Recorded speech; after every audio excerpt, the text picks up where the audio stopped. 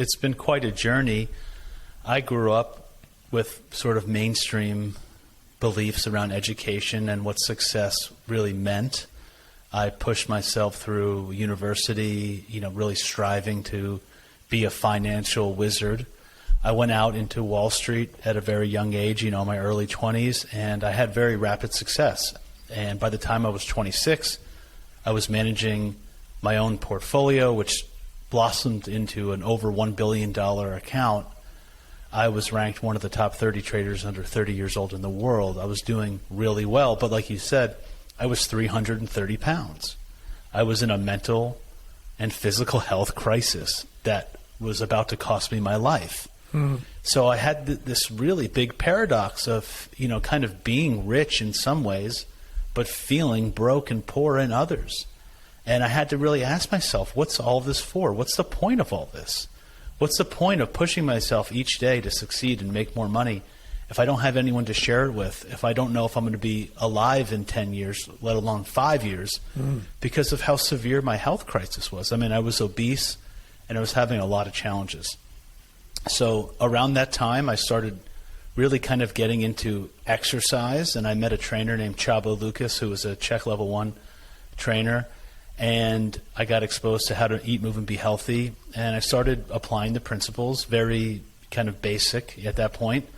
But it was really about a 2-year stint that I had of exercising my butt off. I mean, I'm talking about morning, night, just sweat, watching the pounds go off. And it was quite an interesting process of watching yourself transform in front of your own eyes. I remember waking up each day and looking at the mirror and not even recognizing myself, just staring there and saying, like, who is this guy? Because my physical body was actually changing faster than my mind could accept this new version of myself. And I did that for about 2 years, and I lost 170 pounds. But interestingly, I didn't feel that much different on the inside. At that point, I was physically in shape, but mentally and emotionally, I still kind of felt flat and depressed and not really, nothing had really shifted. And that's when I first met Paul Chek in 2009 and have been a private student of his ever since, really just devouring his work as much as possible, just like you have. And that's when I really realized that this whole idea about health was more of an inner journey than an outer journey. And I started learning about meditation and working in exercises and Tai Chi and psychology and spirituality and many other things that I learned. I really learned how to start living. I was very flat and sort of burnt out, and he really helped me find that life that I was missing. And then I really kind of incorporated that into my trading career. For the next 9 or 10 years, I became even more successful in that field by incorporating, what I would call the 4 doctors of trading, putting Dr. Diet, Dr. Movement, Dr. Quiet, and Dr. Happiness into my work and really finding a way to maximize my vitality and my energy and to be like a high-performing athlete in Wall Street at the same time having a balanced lifestyle. This really all kind of came to a close for me in 2009 when I realized that I just didn't really love what I was doing anymore. I wanted to do more. I wanted to teach. I wanted to learn. I wanted to share my wisdom with the world. And I left Wall Street in 2019, and really spent the last 4 years on a quest to find out what really is my deeper purpose. I moved away from this Wall Street. I said, I don't want to be this guy anymore. I don't want to be this trader type. I've had enough of that. I moved deeply into process work psychology to become a process worker, studied a lot more shamanism and biogeometry, and took more certifications in the Czech system and many other things, including open focus meditation and community drumming, and really just like dove into all of these more holistic or esoteric practices, only to realize on that journey that my real purpose in this world is to integrate the two. It's to go back to the trading community, to the investment community, to teach people how to be successful and how to make wealth, but at the same time, how to support their well-being in the process. And that's when I discovered that that's what actually true abundance means, is having wealth and well-being. And that's really where I am today with having produced this course that's coming out this spring, called the abundance archetype.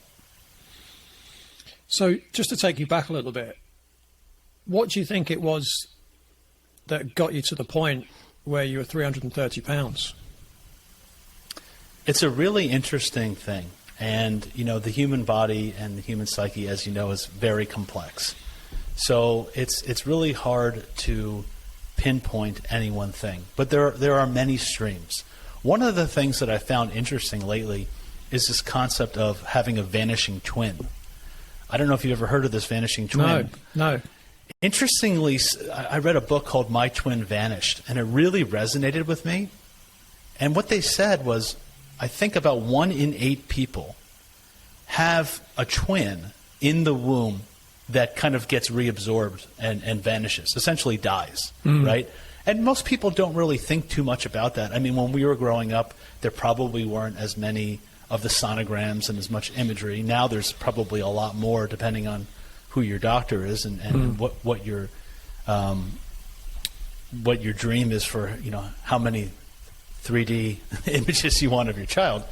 But there's a lot of people who go in and, you know, in the 2nd or 3rd or the 4th month of the pregnancy, and they say, oh, you're having 2. And then you come back in a month or so, oh, there's only 1. But what happens is, you know, this is in Paul's concept of the imago Dei, sort of this original image or this original archetype of how life is for us. If we have that going on, imagine what kind of belief systems we can set up. That love and life means if I don't eat enough, I may die. Love and life may mean don't get too close to people because they may leave you. And this is just one of the things, you know, coupled with ancestral belief systems, various experiences that happened to me in my childhood that I think were really influential. One in particular, in process work psychology that I study, we work with one's earliest childhood dreams or earliest childhood memories and how they influence one's path in life.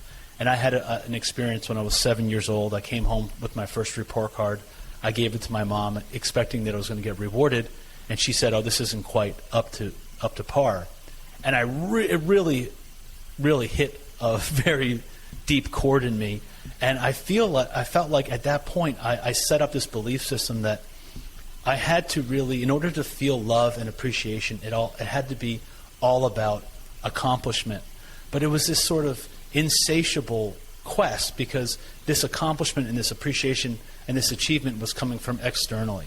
So all of these things, I think, really fueled that, on top of growing up in the 80s and 90s in the United States when the standard American diet was, you know, microwave dinners and cereals and diet Snapples and, you know, all of the crap that we now, well, many of us still don't know that, but hopefully the people listening to this podcast know that that's not the correct way to eat. Completely processed, non-organic foods. And despite whatever I did, despite all of the sports I played and despite all of the exercise I did, I couldn't really kick the weight. So it was really, I think, a combination of many, many, many different streams. And something, I think, even larger karmically for me, in that I think getting that experience of really knowing what does it feel like to be 330 pounds, not having clothes that fit, sweating before you even leave the house, just feeling uncomfortable, feeling that depressed about the way you look, really has helped me be a better coach because I can really empathize and feel what it feels like to be in someone's body who's carrying extra weight. Yeah, it's interesting. You know, I've said a few times on previous episodes that I almost called this podcast the Hero's Journey podcast. And one of the things I've always wanted to do is to get people on and talk to, you know, share their experience of the hero's journey with the audience. And you're probably the best example, you know, that anyone could ever listen to in terms of the hero's journey. Yeah, I really appreciate that. And it's interesting because I feel like this hero's journey is sort of a perpetual hero's journey. There was a hero's journey associated with losing the weight and becoming healthy. But I actually felt like I went on another one when I left the known world of Wall Street and went into the unknown world, had a lot of challenges over this last 4 years, and now have integrated it, and I'm bringing home the elixir back to the Wall Street community of here's what I learned on my journey. So I feel like it's a never-ending, spiral of heroes' journeys that we're on. Yeah. As because the whole reason for being here is growth and development, as far as I'm concerned. Yeah, definitely. And was there a moment that made you kind of realize, when you were 330 pounds, was there like a moment, almost like a light bulb moment, where you kind of said to yourself, this needs to change? Yeah.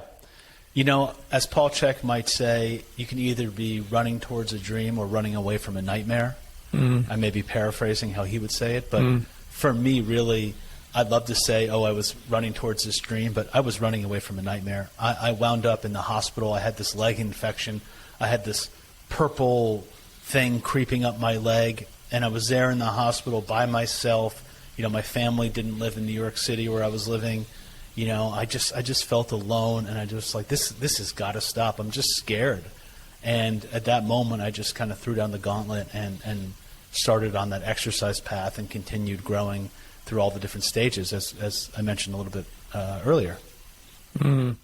Yeah, I ask that question because I often find that is the case for most people. They kind of hit rock bottom, and they either carry on along rock bottom, or they say, this has got to stop and I've got to do something else because this isn't working.